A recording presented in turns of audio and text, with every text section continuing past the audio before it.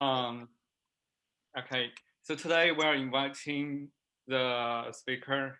His name is Liu Junhui, or you can call him Tristan, right? Yes, Tristan. Tristan, yeah. Uh, And he is the CEO of Tengyun Air, a drone company, really good for the in Shenzhen. And also he is a member of drone qualification expert of CAAC, Civil Aviation Administration of China. And also he's a deputy director for the General of UAV, the Office of the General Aviation Branch of CAAC. And also he was the former Shenzhen Airline Hong Kong branch manager, and right now he's a researcher of the Institute of Aviation Policy and Regulation of the Chinese Academy of Science, and also he is the consulate for the State Ocean Administration of China, South China Sea branch, and also the consulate of Guangdong Fire Department for the UAV. Well, thank you, Boyuan. We're so honored that you have such a prestigious speaker for us today. Yeah. We're very, very excited to hear from you. Yeah. Thank you so much. Okay, so let's begin. All right, let's start. Okay, hello guys. You can call me Tristan Liu or Liu Junhui. Drone industry is also my business. And today I will share about the topic about drone in China and in the USA. So if you have any questions, you can test it and also to ask me. I can do my best to answer it. In order to have a better communication, I will ask Boyuan to help me to translate my topic. So I will speak in Chinese. Okay. Let's begin. I took a lot of notes for that, the term. You have lots of preparation. Okay. 我今天给各位交流的主题呢，就是聊一聊无人机在中国和在世界各地的一些发展的应用和一些常用的法规。如果各位有什么这种关于应用和法规以及发展的一些趋势，我们可以随便的交流一下。Okay, today he's gonna introduce the civil drone aviation in China and in US and also the entire world, and it's really a great opportunity to talk that question with topic with us. 我自己本人呢拿过无人机在全世界超过20个国家进行飞行，所以最后我也会分享一下，如果各位在世界各地去飞行的一些注意事项。He got a tons of experience like flying like foreign country, and he is really glad to to share his experience and also talk the what we should take attention about that. 那之前呢有一个小问题，你们觉得如果一架无人机碰到了一架我们正在飞行的民用客机，可能会有什么事情发生呢？ He got a little question about can you imagine how a drone hits a civil aircraft? What will gonna be happen? 那这个结果可能是会比较不是很好，会比较伤害比较大的。如果碰到一个我们人类，很可能会给我们带来致命的伤害。当然，我说的是大概1公斤以上的无人机啊。我稍微打断您一下，您这个句子说的就不要太长，因为我的笔记可能记不过来。对，就是说是如果一个1公斤以上的无人机撞到一个人类，可能会给这人类带来一个致命性的伤害。Okay, and he said a drone which which weighs only 2.2 pounds can cause serious injuries for a human when a drone crashes. 同样，如果撞到一架民用客机，可能会带来不可想象的后果。我这里有一个图片给各位看一下。That's the simulation that when a drone hits an aircraft looks like. 这个视频不是真实的，但是是一个很好的一个科普视频。如果一架民用客机在飞行过程中受到一个无人机的干扰，可能会给我们带来一个不知道的结果。When a drone hits an aircraft, it might cause very serious disaster as well. 那以下有个报告的是，不管是美国的 FA， 还是我们中国的 CAAC， 还是欧洲的 EASA， 基本所有的专家得出来的，做过很多实验，有一个基本的共识，就是说一架1到2公斤的无人机，如果撞到了我们一个民用客机，可能对于飞机的伤害不大，但最怕的是撞到飞机的前置的一个挡风玻璃。So according to the experts from FAA, CAAC, and EASA, the experts have the same result that it would be fine when drone hits the structure of the airplane. The drone which weighs about like 2.2 pounds or 4.4 pounds, it would be okay.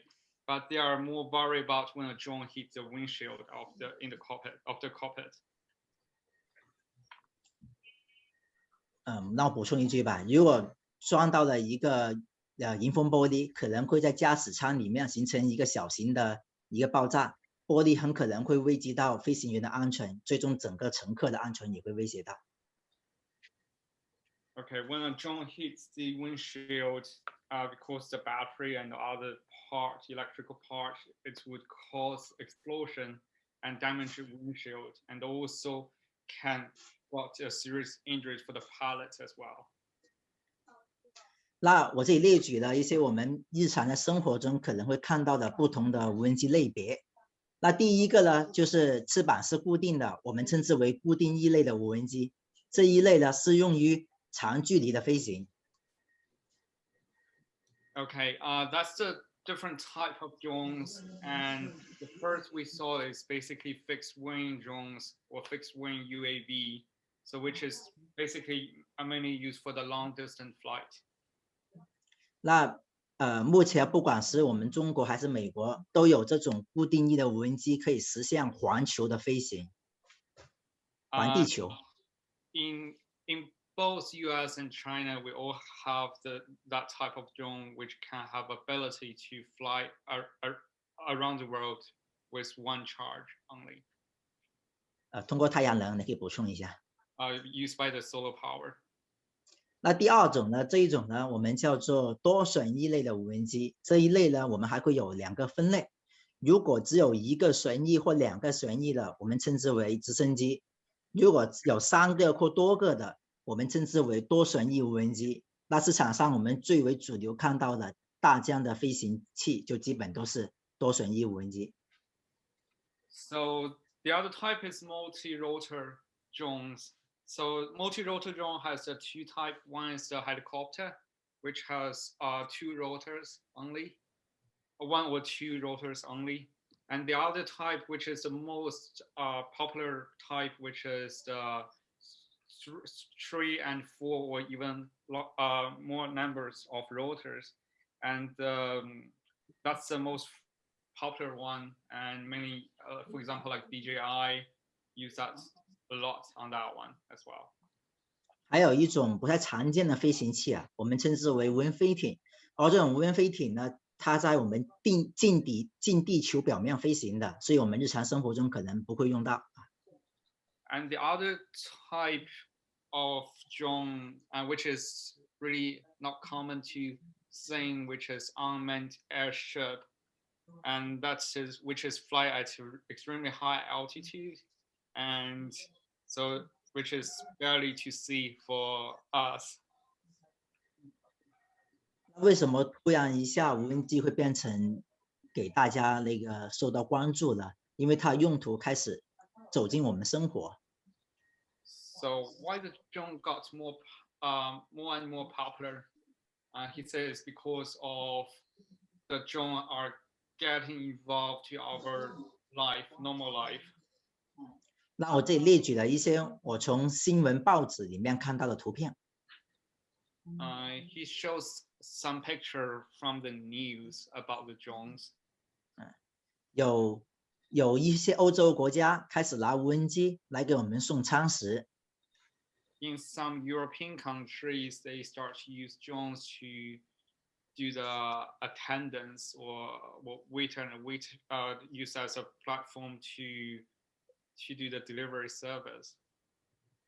有一些无人机开始在中国给我们送快递。Some drones in China has already started to do the commercial delivery service in China. 但是有更多的无人机其实是在人类比较稀少的田野进行各种的作业。But most of drones are work as a place which is far away from the crowd. 那我自己简单总结一下，我们一般无人机对于民用行为会有哪些的作用？ He can talk about the uses like when the drone work for the civil aviation. 那前面4个其实类似的不管拿无人机来做一个婚礼拍摄，还是说空中的摄影，还是说作为一个影视拍摄，还是说作为一个电视直播，它本质上就利用我们无人机作为航拍的一种能力。So there's a common usage which is like flying camera to record the entire wedding, and also the video production, and also some used to broadcast for the television and photography as well. 那除了我们常见的这种拍摄以外呢，还有用途是十分重要的。例如，我们可以拿无人机来进行比赛，比速度。The other usage is also important, which is FPV racing, which is first-person view racing. 那这种比赛在全球已经非常的流行了。It became more and more popular around the world. 那同时还有很多的一些活动，我们可以拿无人机来作为一种辅助工具，例如求婚的时候送个戒指。And also some use drones to do another activity for entertainment, such as use drones to do the proposal. 还有一些更多专业用途，其实是我们生活所服务的。And also there's lots way for the professional usage. 例如第一个航空测绘，航空测绘在我们中国和美国还有欧洲都是大范围用来制作我们高清地图的一种方法。Okay, the use drone to do the mapping became more and more popular, and in China, US, and Europe, and the aero mapping became more and has their advantage of accuracy and 3D view of that. 那同时呢，还有更多的无人机呢，是为我们的城市生活服务的，例如给我们的电线来巡查它是否完好。And other usage is basically for serving our city's life, such as using drone to supervise or checking the electric wires. 那在我们中国，一个国家电网公司，它又拥有了超过4万台的无人机。In China, the company called SGCC, the State Grid Corporation of China, they got over 40,000 drones in that company. 那同时呢，最近这3年，在我们中国大量用无人机在我们的农业上面使用。And also in China, we use drones to do the pesticides application for the farming. 那还有一些在我们森林灾害的时候，作为一个监控的手段。And also the drone can monitor the forest fire. 同时呢也运用在我们的警察的那个监控作用。And also plays a very essential role for the public security or the social security. 那同时在一些灾害啊，包括交通监管啊，也应用的越来越广泛了。And also used for the rescue mission and also the traffic monitoring. 那我这里简单介绍一下在我们中国的无人机法规的一个概况。So that's the chart of China drones regulations. 中国目前关于无人机的法规已经超过有25条了。那核心呢，就是以上我所列出来的5条。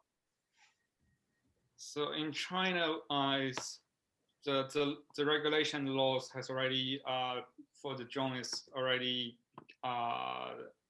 for 超过25 over 25, and that's the top 5 of the drone regulations. 那第一个呢，我们叫无人机的登记制度。The first, which is the registration, which is kind of similar as FAA, which requires a real name registration. Registration. 你都解释完了，这跟美国差不多啊。那 Boyuan, 第二个呢 can I ask a question?？OK， Um, Airworthiness, is China doing drone specific airworthiness certificates? certificate 这个我来回答吧。这个你回答吧。他 well, 问的是什么？ Well, the AD, the Airworthiness Directive, the 适航管理办法。The Airworthiness Directive is basically still on the public consultation and will be released in the future. Okay. 可能今年就会出来了。He says might gonna release to the public this year. Okay. 那他说完适航我就不说了啊。第三个呢，就空中交通管理办法和最后一个轻小无人机运行规定是一起的，来完成这个无人机空中交通管理。The third and the fifth, which is air traffic control for the drone, and also come with the regulation of operation of the light and small UAV. So it's 那第四个 like co-working together those two regulations. 那第四个呢，就是中国的这个无人机的驾驶人管理规定啊。And the number 4, which is the pilot drone regulation, the drone pilot regulations. 那我比较重点说一说目前美国所执行的这个无人机实名登记，跟我们中国的是十分类似的。Okay, the regulation for he says the regulation of FAA is quite similar as the CAAC as well. 那核心呢都是说超过250克的飞行器要开始去登记了。那250克大概多重呢？大概是5个鸡蛋那么重。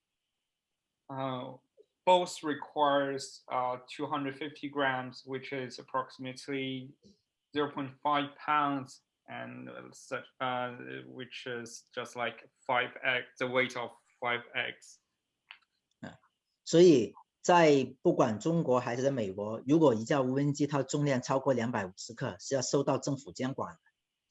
So no matter in China and US, the drone which is over 0.5 pounds must be regulated. 那我这里可以公布一个数据。截止2020年的12月31日，就是去年年底啊，中国实名登记的无人机已经超过115万台。Okay, so since December 31st, 2020, in China has already registered 1.15 million drones in China. 那这里的第二个给各位交流的问题呢，就是无人机在美国和中国我们怎么去飞 The other topic is for the how can we fly the drone? How to fly the drone in U.S. and China? 那据我所了解的，美国会把空域呢分为不同的等级。那通过这个图，你们就可以看到你们所处的城市能够飞多高。0呢代表说不能飞，100呢可以飞100英尺，就如此类推。So as we can see in US, it basically the air map shows which zone we can fly the drone and how high we can reach. For example, the 0, which means no fly zone for the drone, and also 100 means 100 feet restrictions. 那我们中国会把这个地图做得更加的详细。That's the air map of the engine. 那这里就OK. I have a question. Yeah, I heard him saying that right now they're designing the drone not to exceed 25 grams. Yes. Now, that means that by reducing its weight, we went from like 2 pounds to like 25 grams. That's not gonna reduce its efficiency or the ability for the usage of it, like to go further more or like to fly further up. Actually okay. no, because the drone which is 2 pounds, it doesn't mean you can't fly, which means you have to do the real name registration. It doesn't mean you're restricted to fly that, you know. 当你完成了这个登记，就在中国可以起飞了，但你要看空域啊。So if the drone over like 2 pounds in China, you just like simply do the registration, but it highly depends on the flight zone. For example, the red color, which is the airport, no flight. 那例如我们看到这幅图啊，这图就是我所处的城市深圳的一个飞行许可和禁飞区的示意图。This map is for the air map of the drone air map of Shenzhen, and we can saw the no flight zone, which is red color, and flight zone which is based on different colors. 那提一句，我们的下面就是香港。In the southern part, that's Hong Kong. 那这个图里面呢，分为3个部分。第一个呢是绿色地方，绿色的模块。这个绿色模块呢，就是说中国政府规定了，在绿色模块，你不需要向中国政府申请，你只要完成实名登记，你就可以在120米以下飞行。So the green color map is basically the drone that you do not require permission to fly as soon as you has already registered, and under those color you can fly the height. About the height restriction on that color is about 190.7 feet. 红色地方呢，就是不允许飞行的区域。红色地方是一个禁飞区。The red color is no fly zone, which is I think it's a airport no fly zone, right? For the drone. 是的，是的。那还有一些没有颜色区域啊，例如这里，还有我们深圳市中心没有颜色区域呢，是你可以飞，但必须要提供得到这个政府的飞行许可。So some drones has some place has no color like green colors, and those places are required. You have to do to get pre-permission from the government.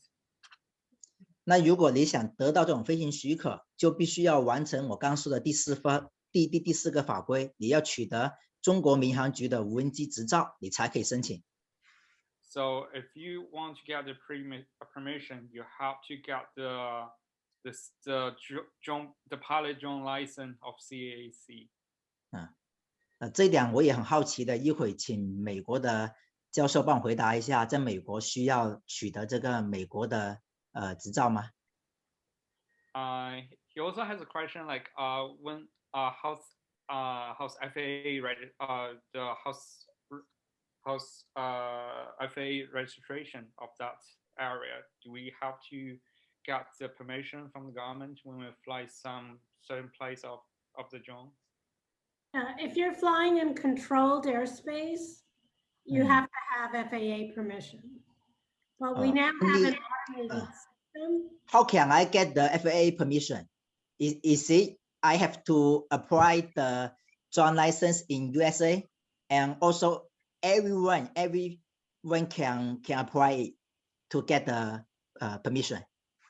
Okay, so there's two ways. If you're flying as a hobbyist, you don't need permission, but there are separate rules.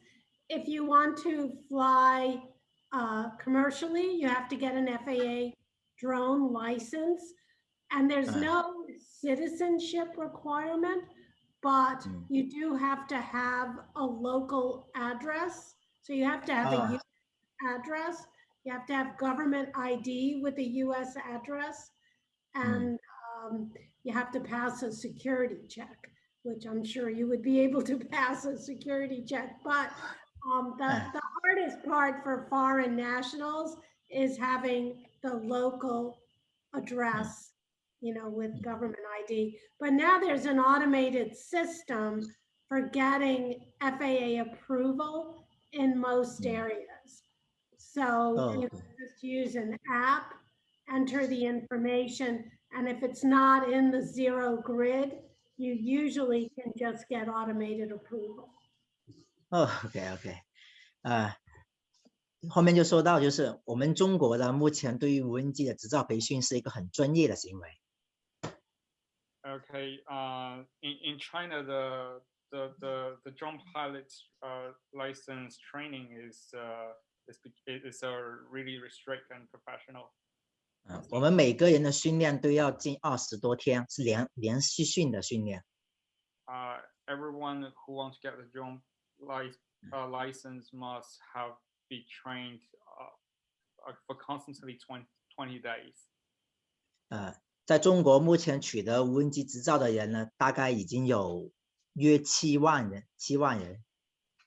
The drone pilots in China is about who has already got the drone pilot's license is about 70,000 people. 最后一点，各位交流一下，就是一些其他国家的一些无人机规定。That's a charge from different countries' regulation of drones. 那这点我忘了翻译啊，就我就列举了美国、英国、澳洲、日本、新加坡和我们中国。That's the country which is American, UK, Australian, Japan, Singapore, and China. 那这里我们获取了一个关键的共同点，给各位分享一下。第一个就是一般情况下，在各个国家只允许白天飞行。So they got the similarity, which is most of country require daytime flight only. 晚上的所有飞行原则上必须要得到政府许可的。The nighttime flight normally must to get the permission from the government. 但由于执法的不严格，按我了解，在全世界范围内，目前这条法律是没办法实行的。But for his understanding, because it's really hard to perceive that regulation, so in most countries around the world, they're really hard to perceive. 那在这些大的国家里面，基本允许自由飞行的高度，基本在120米以下。So the most country, the height restriction of drones are about 393.7 feet, which is under 400 feet. 那第三个共同点在哪呢？就是基本不允许在人群的密集地或者人的头顶或者建筑物的旁边飞行的。And the other common regulation is basically we cannot fly that on the large building, over the crowd, and near the city. 那同时看到，基本所有国家对于民用的无人机，基本有2个分界点，一个是250克，一个是7公斤。So the other similarity for the regulation is basically for the depends on the weight. One is for the 25 kilograms. So let me convert that to pounds. Yeah. 7公斤，So which is 0.5 pounds. That's regulation, and also the 7 pounds. So it's basically they got like 2 levels, which is 0.5 pounds. The other is about 4. Oh. And the other is I have to do the calculation. It's nearly 15 pounds. Yeah. 那为什么会有一个250克的分界项呢？因为经过实验证明，如果一架无人机低于250克，且飞行高度低于100米的时候，它产生意外坠落的时候，对我们人类的伤害是可控的。So why we set the regulation of 250 grams, which is 0.5 pounds, is because, well, half pounds, and which is because when a drone which less than half pounds and fly lower than 100 meters, which are less harmful for the people. 那最后呢，给各位来介绍一下我自己觉得在全世界各地飞无人机的一些注意事项。That's the chart that he's sharing his suggestion of global flying, the global drone flying. 那第一个呢，就是任何一个地方的机场区域呢，就不要飞了。如果有的地方允许，也不要超过50米。Trying to avoid the non-fly zone for the airports, which is near the air traffic control around the airport. And if some region can allow we fly the drone, but he highly recommend fly the drone under 50 meters. 第二个呢，是最为要注意的，就不要在航道里面飞行，就是飞行器的起飞降落的主要区域。Fly the drone near the flight path is highly restricted. 那同时在监狱也是不允许飞的。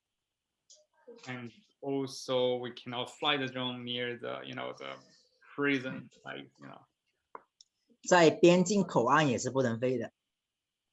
And also he highly not recommend to fly near the border. 例如美国和那个墨西哥有大量的边境线，那么如果民用爱好者就不要去这种区域飞行了。For example, America and Mexico has really long borders, and flying on that place is he is not recommend to flying within that area. 那还有呢，城市里面如果有直升机机场，也是要注意高度的，因为一般的直升机在城市航行的时候，高度只有300多米。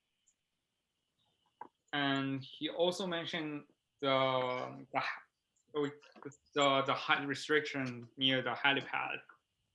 So normally it's the height about 300 meters. 300 meters, so which is. 那我们很多的无人机，它飞行能力是能到达500多米的。Most of drones can reach 500 meters, which is approximately. 您说的是距离是？就允许飞行，它可以飞到500多米。例如 DJI 的那个飞机，它限高是500米。Okay, so most of drones they got we can fly about for the civil aviation drones is got restrictions of 500 meters. 那如果有一些专业的无人机还有一些没有限制的专业无人机，它最多可以飞到几千米高度。Some drones, which is used for the professional and which doesn't have the height restriction, they can easily reach 1,000 meters height. 所以这种情况下，尤其对于直升机的威胁，比民用客机还要大很多。So those type of drones has a higher threat for the helicopter than than the jet and other fixed wing aircraft. 那同时呢，也不允许在核电站等一些限制性的敏感区域飞行。And not fly the drone near the, for example, the nuclear power station, some sensitive area. 同时还有一些水库啊、人群啊这些密集的地方也是不允许飞行的。这样我统一把这后面3个全说了吧。哦，可以啊，可以啊，可以啊。Okay, and also the, for example, water reservoirs, and the place near the crowd place, and also the military base government properties are not recommended to fly over that. And also, you know, some sensitive area, we have a map to show that, for example, the DJI Go, and also FAA has the app like the air map for the restriction, which is not hard to find. 那个最后给各位分享2张我自个拍的真正的一个航拍镜头。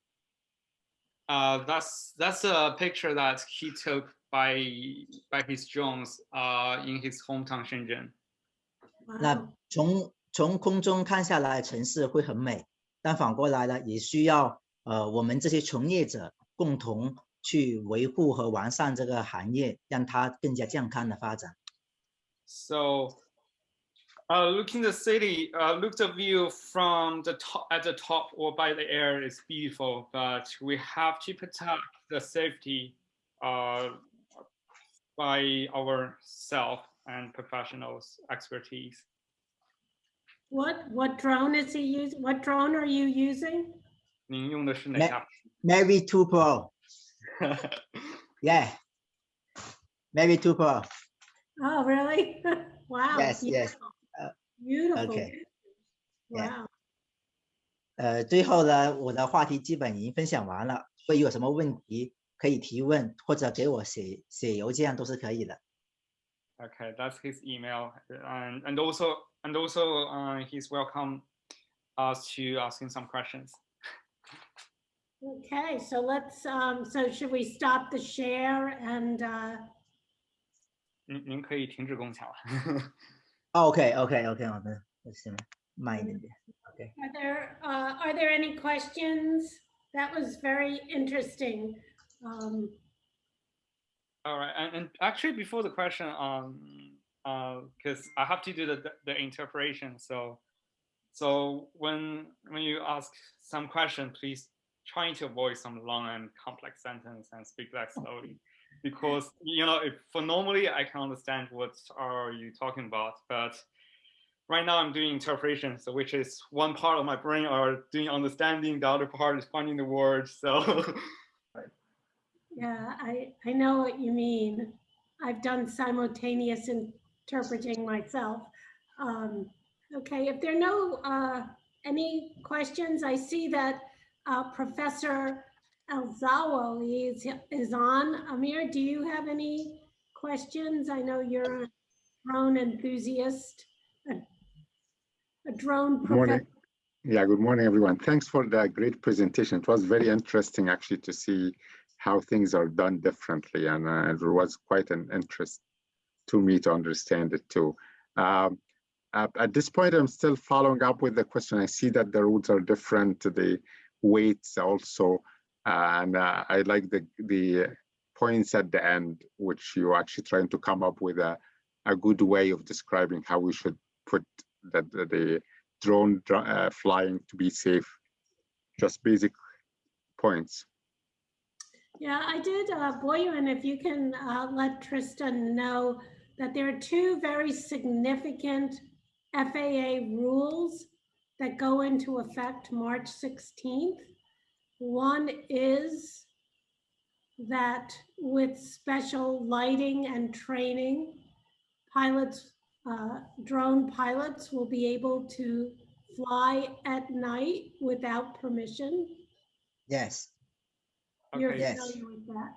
它是 FAA 的3月16号，然后要新出一个规定，就是第一点就是，如果是有这个 license 的情况，有执照的情况下的话，他们是可以在晚上飞行的，就不需要提前申报的。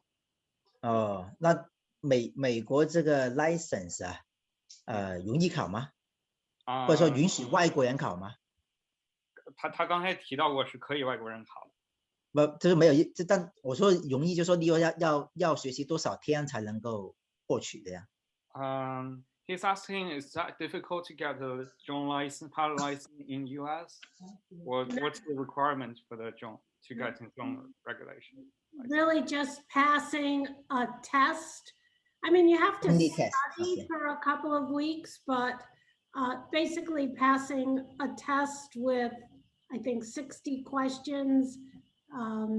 It's a FAA test. It's just, that's all you have to do is pass a test on the regulations, some weather, other issues. But I teach a drone law course for anyone who wants to get their FAA license here at Vaughn.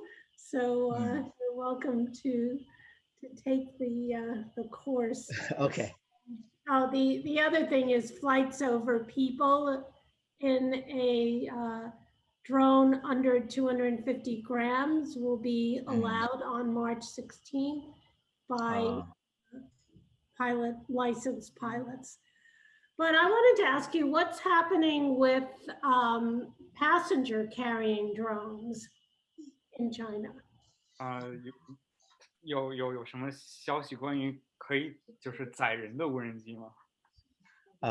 如果感兴趣，但我现在画那个 PPT 有点麻烦啊。就是在中国里面已经开始了这个载人无人机测试了。在我们中国的深圳还有广州，在局域范围内已经可以允许无人机载2个人，但是在局部范围内。Okay. In China, we have already doing the flight test for the drone carrying the real person, and in Shenzhen and Guangzhou, those 2 cities in some certain area, which can allow a drone to carry 2 people. 但是必须在局部范围内，都是一些人烟稀少的一些地方去做这测试的。But those area basically is far away from the crowd. 那同时我们也在做一个应该是16人的一个无人机计划，这一个已经被中国政府列入到2035年的一个空中城市交通计划里面。So, and right now they are testing the drone which can carry 16 people, and it has already been official by the Chinese government planning for 2035. Wow. Any other, John or Maxine or any of the students? This is a great opportunity to find out. China is the leader really in small drones. So it's a great opportunity to learn about the future by talking to in China. So I do have a question. If I took the licenses in the United States, through Vaughn, I'm a student in Vaughn, and I took it through there. That allows me to fly anywhere, or every country got its own regulations? Yeah, right now, every country has their own regulations, but ICAO is working on standardizing those regulations, but they're not there yet. So right now, it's not like a pilot's manned aircraft pilot's license where there's, agreements between countries that allow reciprocity. So we're not there on that yet. Thank you. 是这样，学生是问，就是如果是有美国的 FAA 就是无人机执照的话，它可不可以在全世界任何地方都能飞？这我大概明白，是不允许啊。还有你要补充一点点，目前那个无人机执照是没有跨国认可的。对，我们教授刚才他解释了这个问题。对，he also said, there's no like international commission for the drones right now for the license. Right. John, did you have any questions? No, not yet. I'm curious about the 400 feet. Is that related to the human capability for seeing and controlling? It's interesting that it's similar across countries. 他非常关注在这个120米的这个限高，它这个是不是是和这个就是视距有什么联系吗？其实这个问题啊，目前没有一个固定答案啊。我们所了解到，有些实验是研究到，在120米是我们城市里面一个是视觉的一个分界线，第二个什么呢？第二个是在有部分国家把120米作为它私人财产的一个分界线。例如，有些国家认为我自己盖栋楼，我这栋楼就从地表往上数120米的所有这个空间的区域都是它的。这是涉及到一个所有权的一个问题，但我们中国说120米，实际当时他定的法规的时候，按我理解是400英尺，400英尺的话大概就是122米左右。对 ，So 400 feet. Well, this question is no like fixed answer. So he says because 400 feet is basically the normal people visual range, and also in some countries, they set the regulation that the 400 feet of the height is basically is basically for the private properties. So it's basically related to the law issues, the private issues. Yeah, it's also related to most aircraft by regulation can't fly below 500 feet. So that's 100-foot buffer. Obviously, that's not the case in rural areas where they can go lower, or for helicopters that can fly below that. So in the US, actually, the 400 feet, if you're licensed, you can fly 400 feet above the tallest building within 400 feet. Assuming you're not in controlled airspace, you're still within visual line of sight, etc. 我们教授他同时补充了一点，就是400英尺，就120米的这个高度，它同时也是因为这个正常的民用航空它的飞行高度是不低于500英尺，所以就相当于400英尺就是。我知道，大家知道啊。OK。问大家还没有 any other questions? Is there going to be a limit on how small the drones can get? Because, you know, when you can't really see them, can they be used for invading privacy or things like that? And is there a technological limit on how small they can get? 我们没有就是最小的限制？没有，这个我没听说有最小限制，甚至目前美国军队和中国军队都在研制这种跟苍蝇那么大的无人机。这个我就不说了。没关系，也就是说，就越小的无人机，它的技术要求越高就行了。OK， 没有最小的要求。So there's no like the limit of minimize, but the you know, but minimize require extremely high technologies, and some like in US and China they can create kind of like the size is basically like flies, you know, size or mosquito size. So can you ask Tristan, what exactly does his company do with UAV? Are they manufacturers or are they operators? What exactly does the company do? OK， 他问我公司做什么嘛，对吧？对，您腾讯航空是干什么的？你就跟他说嘛，我们只要做3个内容，第一个就是专业的无人机培训，就做个中国民航局专业无人培训。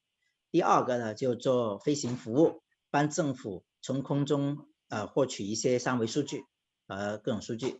第三个呢，就是我们自个也研发这种给小朋友用的这种编程类的无人机啊，3个事情。Okay. For his company, it's basically there are 3 major areas. So the first is basically for the for example, the drone pilot license training. And the second is basically the flight service for the government or for the public. It's basically for doing the service like aero mapping stuff. They can create like 3D and more accurate mapping service.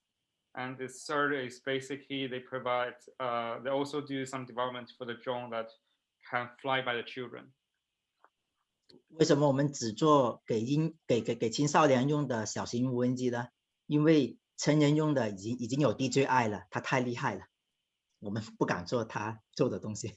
Well, the reason why they focus for the children drone is basically because the DJI is so powerful and he is so afraid to compete with DJI anymore. And also DJI took a lot of market from that. Yeah. DJI owns the global market. Yeah. So I hate to ask all the questions, but since you know I'm a drone pilot, you can see my drone picture. Yeah. You know, the FAA is issuing or will become effective remote ID, like a digital license plate. Is China doing something like that? Remote identification? It's like a digital license plate. FAA 现在开始制作就是电子的这个就是无人机证件，这个中国有没有也的同样的事情？有啊有啊，我们中国现在也是电子无人机证件。Yes, actually, in the drone, the pilot drone license is the digital license in China. 它就通过一个 APP 来显示的。Is shows by the app. 我可以给它演示一下，这摄像头里面也就通过一个 APP 来显示它情况，我看看可以调，好像可以调英文的。我看看找。That's his digital license, and also has an English version as well. Okay. Yeah, I meant on the aircraft itself. Is the aircraft going to be beaming a digital signature? 中国的就是民用的无人机，它会不会发射这种就是自己的，比如说谁在飞这个飞机的这种执照，电子执照这个信号？我们做实名登记的那一步，就是要完成这个信号的发射，但是这个发射目前是不科学的，它发射的是登记者，例如我买了一台飞机，这些飞机飞行的时候发射我的信息，但如果我的飞机给了我旁边的人飞，它还是发射我的信息，所以还不是很完善。So actually, the reason why we're doing the real name registration is because we're preparing for that stuff. Like he believes it's not scientific. It's because the reason that the drone has already registered by that name, but that drone can also fly by another person. So that is why he thinks it's not scientific. 但同时还有一些无人机厂家是没有发送的，只因为目前这个法律的执行还不是很严格。And also a lot of drone manufacturer doesn't have that function, and because the law and regulation is not restrict right now. John, did you have questions about the accident information testing? I was just going to ask that. They have a picture with the airplane that had the damage. What are there a number of airplanes that have been damaged by drones, or has it been very low, the number of airplanes damaged? Okay. Let me answer first. That picture is basically a simulation. It's not a real picture, and I'm going to translate to him as well. So, 他在问，就是您刚才显示的，就是我知道，那个是假的，你告诉他是假的，我这里说了。然后您有他这个无人机撞飞机的概率很大吗？或者有没有这种事件？不大，为什么不大呢？因为一般的民用客机在长途旅行的时候，飞行高度都是在1万米的，就是10万英，就我们说1万米的高度，民用无人机一般是达不到的，只有在起飞降落的时候才会降低高度，所以机场里面又有禁飞区的，所以目前无人机跟民用客机碰撞概率其实是极其低的。The chance that the drone hits a civil aviation aircraft is extremely low because first the altitude of civil aviation drone is really low relative compared with the jet and civil aviation aircraft. And the second reason is basically the airport are is basically no fly zone for the drones as well. So it got extremely low chance to two aircraft, a drone and aircraft can hit each other, crash each other. 所以反观我刚刚提醒到，更要注意的是跟直升机的碰撞，这个在世界范围内已经发生过了，因为直升机飞行高度不高。So he also says we should be aware of the crash from the drone and the helicopter because the altitude, they share the similar altitude each other, and also a lot of evidence incidents around the world that shows the drones crash the helicopters. Okay.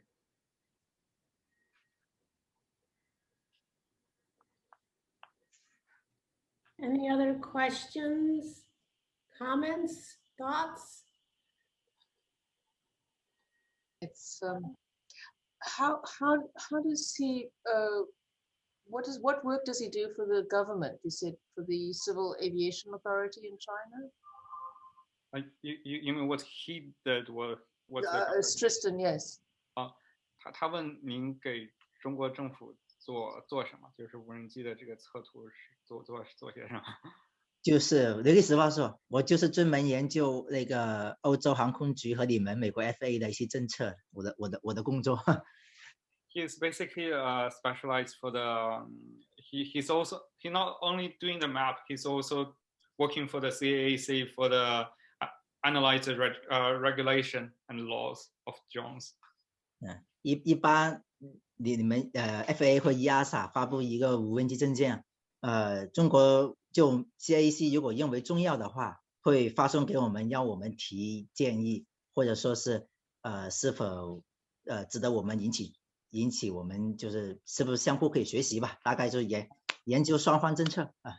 And also he is a researcher for the CAAC that when FAA and EASA publish some registration, the CAAC also sent those new registration from FAA or EASA to him and like him to take some suggestion to the CAAC whether we're gonna do the same or follow the rules. 我相信在美国一样也有跟我一样的这种同事在做类似的工作。I think FAA and EASA also doing the same stuff as well. Really interesting. Yeah. Well, if there are no other questions, then at least on my part, it was wonderful. Thank you, Boyuan, for setting it up, and Tristan for working through the night because you're 13 hours ahead.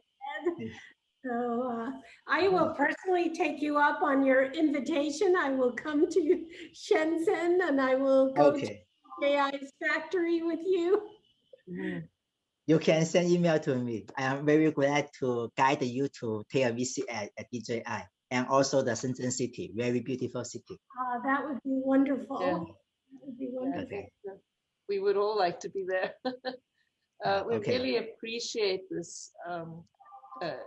And thank you so much, Boyuan, for your translations. You were absolutely seamless. You did a really great job. Oh, it's also my honor. I learned a lot. I mean, I did a lot of pre-study of terminology, both in Chinese and English. So it's a really good opportunity for me as well. Do you have a particular interest in drones yourself?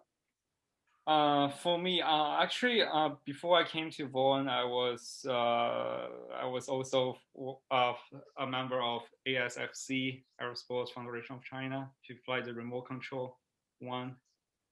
And I was really interested about drones, and also I was work for as an interpreter for the largest drone exhibition in China in 2015 and 2016 in Beijing. Yeah, I think I would be. I think there would be a market for people like me who would be more willing to fly a drone that's designed and made for a child.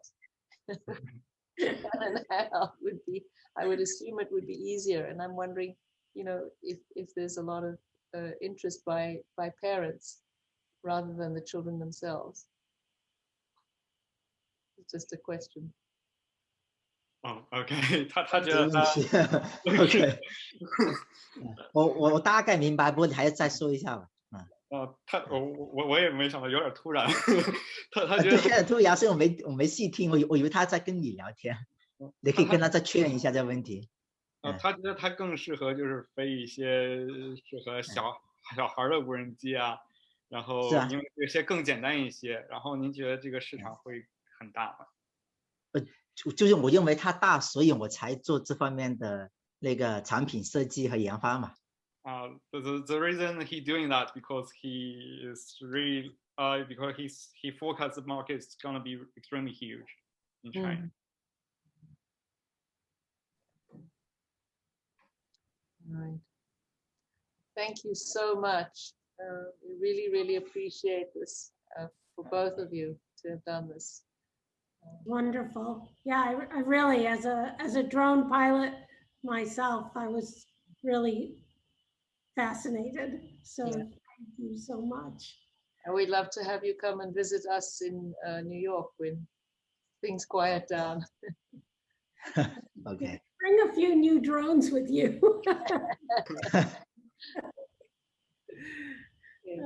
Okay, so we will let you go. Good night. Okay. Okay. Maybe I just say good morning. Okay. Okay. See you guys later. Okay. Okay. Thank you. Okay. See you. Bye bye. 谢谢你。